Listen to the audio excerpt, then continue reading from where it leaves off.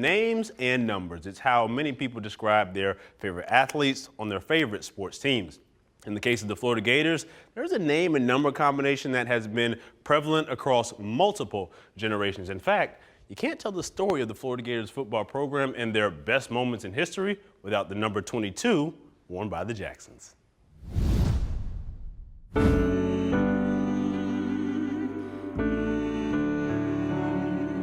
1968 was a turning point in American history. But as the year came to a close, a monumental event happened in the minuscule city of Gainesville, Florida, that changed the course of history for the Florida Gators, an institution that didn't integrate until 10 years prior. We wasn't consciously thinking of it, but then like it was always there. We didn't put a whole lot of emphasis on it. Along with Leonard George, Willie Jackson Sr. signed to play with the Florida Gators in December of 1968. At that time, African Americans playing football in the South wasn't exactly commonplace. After all, Nate Northington was the first black player to play college football in the Southeastern Conference in 1967. Jackson and George claimed that same honor for the University of Florida.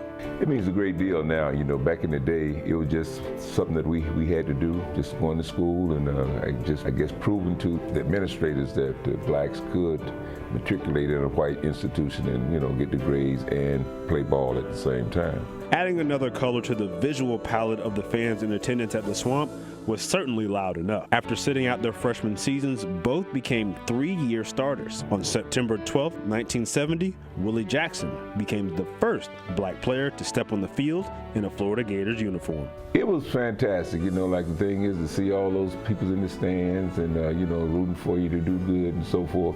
On the field, we didn't have any problems, and then in the locker room, we didn't have any problems because, again, like I said, most of the upperclassmen, they would just say, hey, let's just go on, get through this, and we out of here.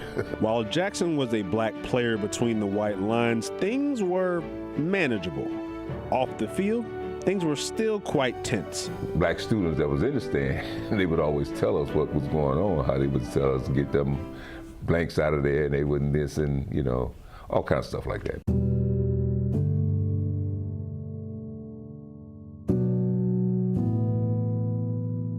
On April 15, 1971, the Black Student Union organized a sit-in at Tigard Hall. Dozens of students marched into President Stephen O'Connell's office to address the shortage of black faculty and students at the University of Florida. The demonstration led to the arrest and suspension of more than 60 students. After much discussion, Jackson was not one of those, but his absence came with the foresight of a bigger victory. It's a lot of you all, so you all go ahead and demonstrate or, you know, protest and do what you want to do, just to let you know that we are behind you. But because there's only 2 of us on the football field, we're going to try to stay there just to keep on representing. We didn't get any pushback from, I guess, the students. We didn't get a pushback from players either. Like I said, we was all there to do a job, play football, win football for the University of Florida. And they did just that. Not only did Jackson excel on the field, he excelled in the classroom, graduating and earning his degree, paving the way for every future football player at the University of Florida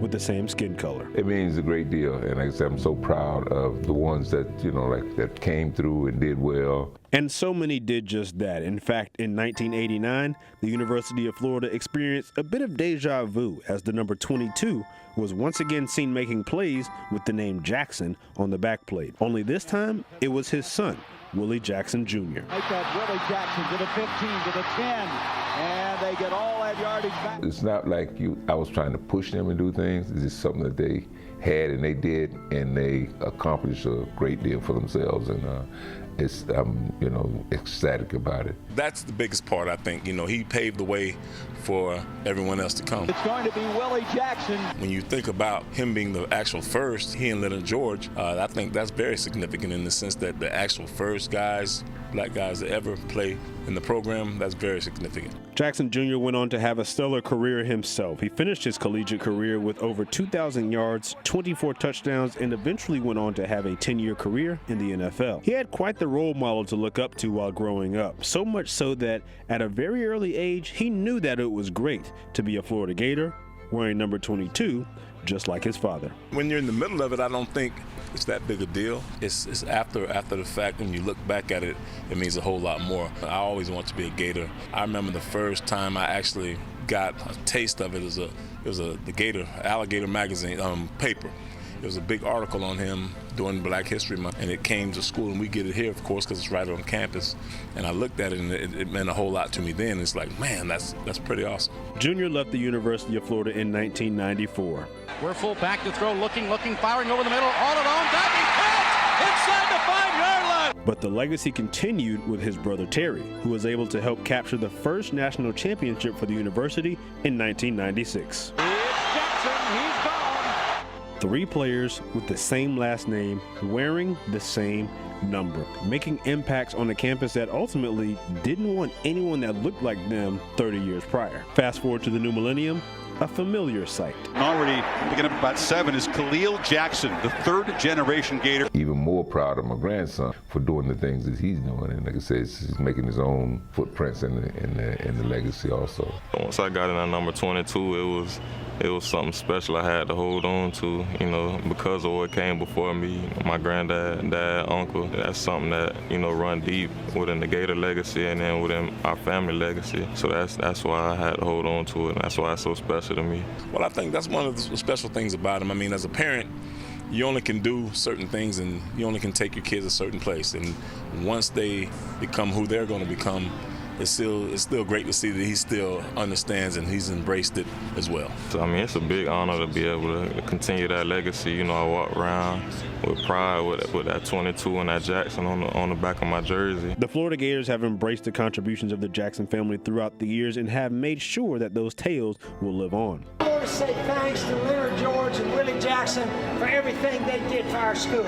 In 2021, the university made it official with the unveiling of a mural inside the stadium featuring Willie Jackson and his barrier-breaking brother, Leonard George. That's amazing. Like, you know, it's people all around the world. If I meet them, I tell them, like, yeah, we staying in the Gator Stadium. So that's something that I'm real proud of, being able to walk in here and see his face. And, you know, on game days, it'll be thousands of people in here. You know, they get to see it as well. Some might say it's the family business. Willie Sr., Willie Jr., Terry, and Khalil, all with great stories of triumph and adversity from their careers. Not really a lot to compare. Not really a lot to compare because we all were different positions and in our own right, different players.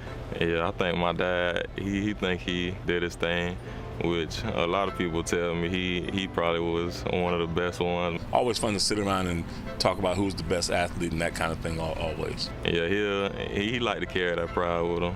It all started with a simple want to play football and to prove that it was possible. Willie Jackson Sr. never set out to be a pioneer or an athletic activist. He just wanted to play ball. And he did that while unknowingly opening a hole at the line of scrimmage that had blocked so many that came before him. No idea.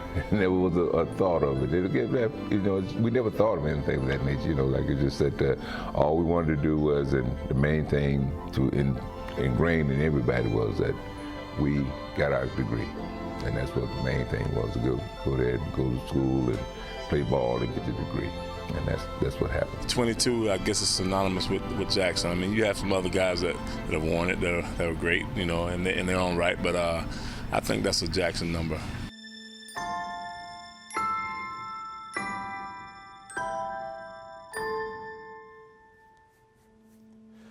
It's amazing how much history is around us that we aren't even aware of. Willie Jackson Sr. actually works with the safe crew on game days at Everbank Stadium. His usual post is just under section 149. That's a guy that you've likely seen dozens of times, and he's an important piece of the story of the Florida Gators football team. Action Sports Jax Primetime, Saturday at 10:30 on Fox 30.